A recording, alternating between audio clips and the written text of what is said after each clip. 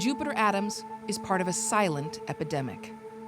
My very first HIV test came back positive. It was hell. Like, the first 2 months, I couldn't talk to nobody. I couldn't do anything. I didn't hear about HIV. First time I heard about it was in a history class where they were talking about the ACT UP movement. So I tell everybody, I thought it was like the bubonic plague. I thought it came, it left, I didn't have to worry about it. Public awareness about HIV has faded, and that's contributing to a health crisis today, says Dr. Larry Mask, an AIDS activist for nearly 4 decades. I wish they could go on indefinitely thinking, oh, those old guys and all that old stuff. We don't have to deal with that. This history is not just history, it's them, and it's situations that they're facing today. That history goes back to the early days of the epidemic in the 1980s, when the public often reacted with prejudice if they acknowledged the disease at all. The setup was that this disease was something striking almost totally undesirables. It appeared a year ago in New York's gay community. Investigators have examined the habits of homosexuals for clues. To some traditionalists, AIDS is a gay plague. Gays, drug addicts, heroin addicts. At the very least, there should be a quarantine of all homosexuals, drug abusers, and prostitutes.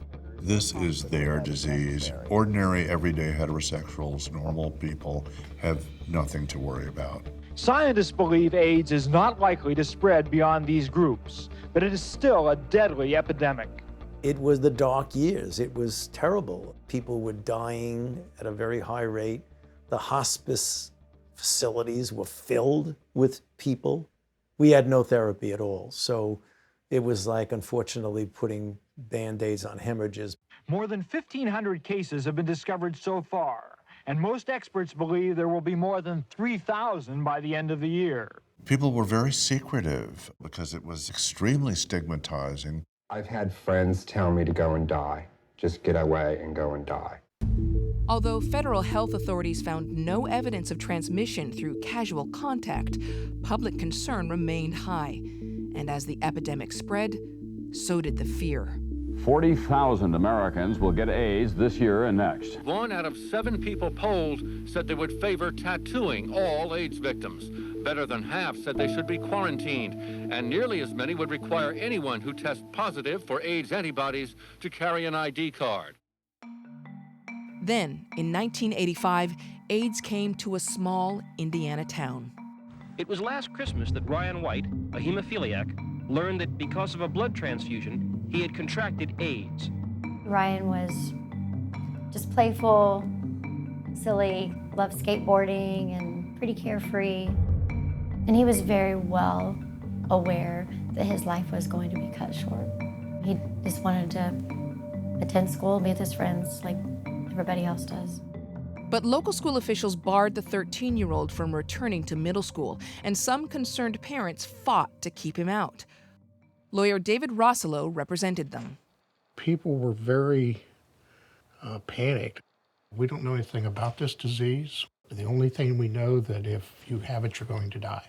I think we have to prove that there's beyond a shadow of a doubt that my child is not going to be infected with this. Ryan had no control over getting AIDS.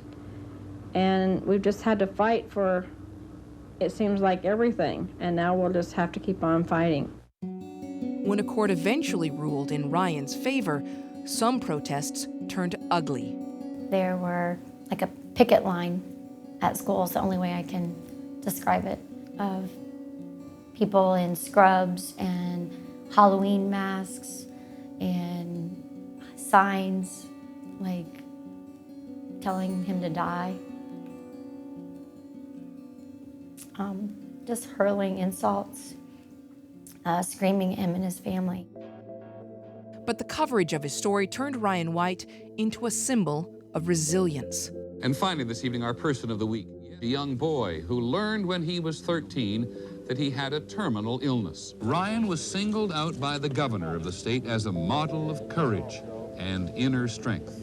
Every time you turn on the TV, you turn the news on, there's a picture of Ryan. It just seemed like everywhere you looked, there were celebrities that were speaking out.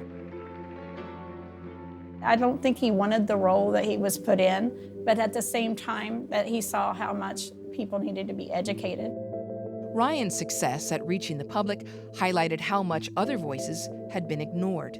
Ryan White was a figure who, in fairly short order, began to elicit public sympathy. It was difficult to just say those nasty faggots. Ryan White was the innocent victim. Well, does that imply that the others were the guilty, deserving, recipients?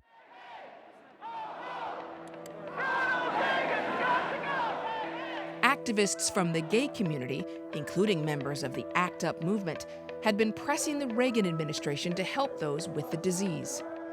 The fact that it has taken the president 5 years to begin to even address this problem publicly demonstrates that this administration hasn't given it the level of commitment that it deserves. As more people went public with their stories of contracting AIDS, Americans' understanding of the crisis was broadening, a door Ryan White had helped open. People just aren't listening, and we have to make them listen. You had a young boy who turned the knob a bit to get people to say, the enemy here is the virus. The enemy is not the person who's been infected. When Ryan died in 1990, more than 1,500 mourners attended his funeral, including David Rossello, the lawyer who had fought to keep him out of school. I knew I had to say goodbye, if for no other reason than to be able to say, this wasn't about you, I hope you forgive me. The story of AIDS began to change. Congress pushed through the Ryan White Care Act, bipartisan legislation aimed at providing care for people with HIV and AIDS. And soon, new drug regimens offered a sense of hope. It was when we got the effective drugs that it was really a transformation. Completely a transformation in how we looked at HIV. People are going to live longer, healthier, more productive lives, and be able to live with HIV. As the years went by, we had better and better drugs. We have now drugs which will bring the virus down to below detectable level, which not only saves the life of the person, but makes it essentially impossible for that person to transmit the virus to a sexual partner. And for those at risk of getting HIV, there's a daily medication called pre-exposure prophylaxis, or PrEP. PrEP has been clearly shown, if you take a single pill once a day, you decrease the likelihood that you would acquire HIV infection. So if you put those two things together, you could theoretically essentially end the epidemic quickly. But despite these medical advances, HIV infections have continued to spread. The fact is that HIV is not an equal opportunity virus. Everyone can get infected, but everyone is not getting infected. Just like in the early days of the epidemic, it's striking populations who are often overlooked. This time, communities of color, particularly across the Deep South. And once again, Dr. Mass says, the public isn't paying attention. There's a tendency to look at these Black and Hispanic rural communities in the South as marginal. It's the same kind of thinking that we had early on. The thing is, when you don't deal with marginalized communities or issues, they have a way of becoming forefront. The places where the epidemic is growing are in those communities where people of color typically have not had access to resources, where poverty sits. Cindy Watson works with LGBTQ youth in Jacksonville, Florida, which has one of the highest rates of new HIV diagnoses in the country. We have these pills, but if people can't get access to them, if their lives are not stable and in a place where they can continue to take them over time, they don't have the benefit of the medication and of living with a chronic illness, and they're also infectious. Watson and colleagues help young people navigate the medical system and get access to costly drugs for HIV treatment and prevention. Given my own identity as a queer person of color, I know the turbulence that comes with people trying to navigate systems, so many systems. While access to testing and medication is vital, Jackson says continued education is also needed to counteract deep-seated stigma and misinformation.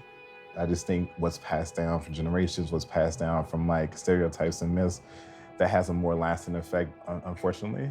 But the more education that we push, the more that we're able to flip the script and change the narrative. We have the tools to do things that we never imagined we could do before. Are we implementing these tools to the maximum? We've gone from being in the dark in a terrible, terrible disease to now being able to not only save lives, but to actually end this terrible scourge.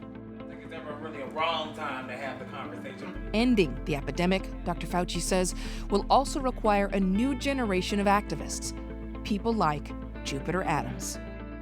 I was once inside of that position where I didn't know it was an epidemic. The only thing I can do is do what I would have wanted someone to do with me.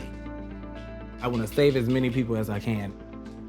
Me and my status, we have an understanding that we are going to go very far together.